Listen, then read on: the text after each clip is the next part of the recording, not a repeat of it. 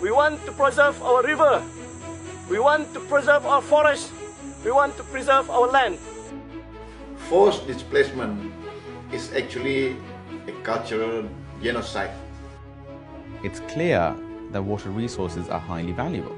Big dams are not the answer. So what's the alternative? This is really about where we want to go as a human community.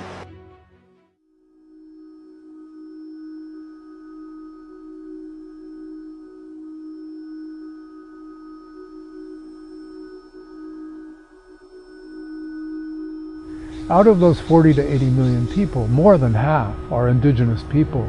So dams really are an instrument of destroying indigenous cultures.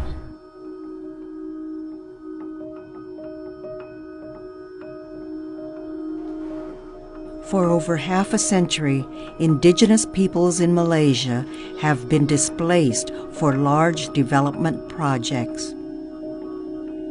In recent years, the construction of 3 megadams has displaced tens of thousands of people from their homes and forced them into resettlement areas.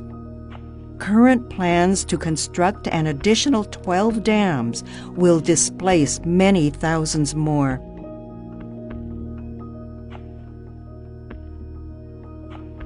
And as you pass through the lake here, tell you the spots where the villages have been submerged. So one of them is here, the first longhouse.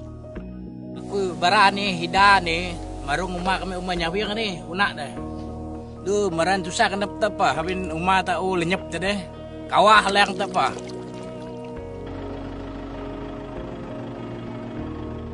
The community of Nahanjale would come here to the grave to pay respect to those who have died and pray to God to look after them who are left behind.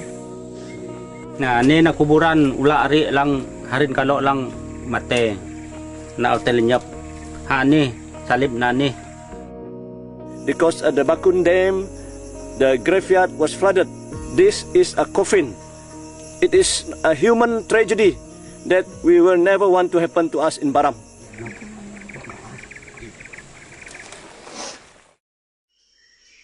Before being removed from their lands, indigenous communities in Sarawak depended on their forests and rivers for food and drinking water, for shelter and medicine.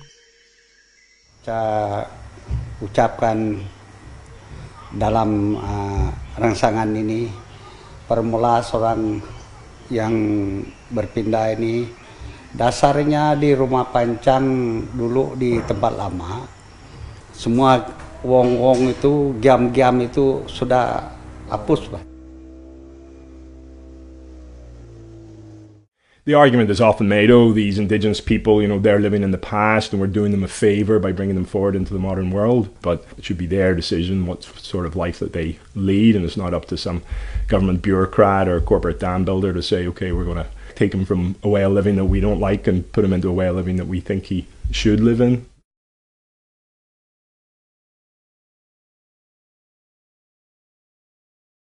We have all that we need are here. We have the land. This is the most important thing. You have land, you live. No land, you die. Before displacement, dam builders make many promises about life in the resettlement areas. Better schools, better housing and farmland, free electricity, and adequate monetary compensation. But once the families have been relocated to resettlement centers, they discover that these promises are often broken. They're taken out of their village, they're thrown into some shoddily built housing, often lousy access to water, no access to electricity, even though they may have lost their land to provide electricity for other people. And there's just a litany of broken promises and broken lives. So very little of the power from the SCB grid actually makes it to rural communities.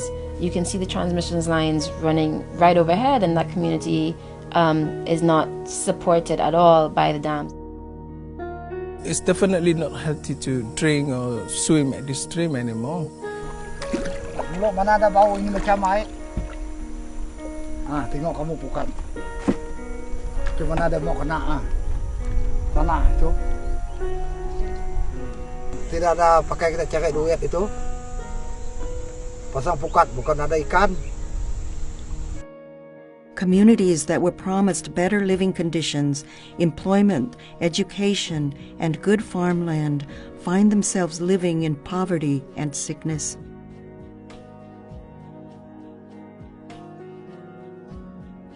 Tanah an perintah ayam kami telok ika, su menuma, udah teh. Abi nak tanah ngulek. Nok anak kami, nok nco kami pelaan. Jima do jiti nok aban dah ilo penguman dah, aban dah ilo urip dah. Aban dah nak tubuh dah, aban dah nak kebun dah. Aban mesti anak sekolah. Rigit jinu aban mesti anak te sekolah. Anak melok 2-3 bulan meninok ya ala pengejam nak. Meninok sengalaman nak. Even if let's say you compensate them,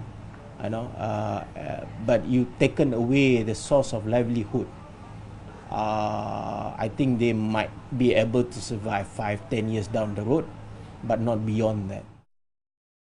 This very simple message, think twice. We have example. Pakun and Murum Dam, the affected people. These people in Baram, they must think twice before they accept. Big hydro projects are not benefiting the local people. I think we can see that from the dams that are already being built in Sarawak. When the proposal to erect the dam was made, there was no proper consultation. If at all there were consultations, it was done amongst few leaders, not necessarily representing them. We would want the issue of free, prior and informed consent be addressed and be put as a priority with respect to all development projects affecting indigenous land. 2.5 million hectares of Sarawak has been recognised as areas of native customary rights, but they've never said where those are. So those maps remain invisible somewhere in lands and surveys. As a result, there's anything up to several hundred cases now in the courts of people disputing the way their lands have been taken over by these companies. And they're beginning to win some of these cases. Does energy development in Sarawak require driving people from their homes? Experts say that small-scale energy systems are a logical alternative to mega hydro projects.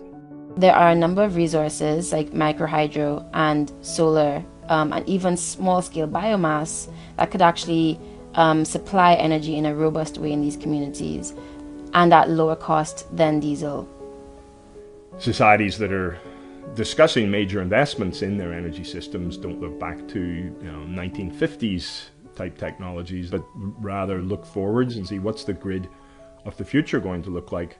It's going to be a mix. There's going to be a lot more small localized generation sources. There's going to be a lot more diversity of sources, so solar and wind and geothermal and biomass and microhydro where you've got the right resource for that. Malaysia could become an international leader in human rights.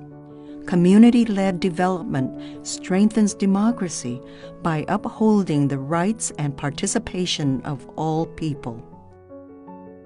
Well, I think we need to go back to the basic that when our forefathers established this country, it was based on the principles of democracy. And over the years, we have sidetracked from that objectives. So it's time for us to go back to our basic principles, and in a democracy basically is the rule of the people, and people have the say in charting the future of this country. We have a petition to the government, and we have collected about 10,000 signatures of the people of Baram who are against this dam project. But the government seems not to listen to these voices of the people. That is why we come up to this idea to put our blockade. With this blockade, I think the whole world knows that we are against this project. Since 2013, local communities have prevented construction of the By Dam through organized direct actions, including protests, blockades, and building awareness in Sarawak. Democracy and human rights are promises worth keeping.